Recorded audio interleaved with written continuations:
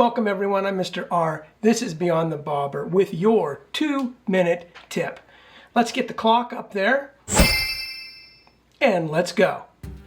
If your trailer has older non-sealed incandescent lights, it's a good idea to always unplug them before backing into the water. This prevents thermal shock. The practice of unplugging your lights is less critical with newer sealed LED lights. I unplug mine because I have the older style incandescent 1157 bulbs and they get very hot. I've had this boat for 16 years and I've never had to replace one taillight bulb.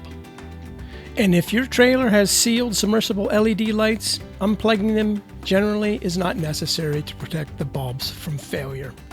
You may still choose to do it as a precaution against water potentially getting into the electrical connectors.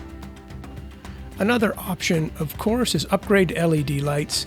Converting to sealed LED lights is probably the most effective way to eliminate these problems. Many boat trailers now come standard with sealed LED units. Of course, the choice is yours. I just unplug mine and have found that that's given me years of trouble-free operation. That's your 2-minute tip for today.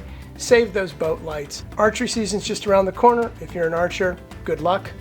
I'm working on a fall crappie video. The bite is on and they are picking up now. So as soon as I get that done, I'll get that up for you. I'm Mr. R and this is the Rondinelli Project. We gone. Hey, look at that, 20 seconds to spare.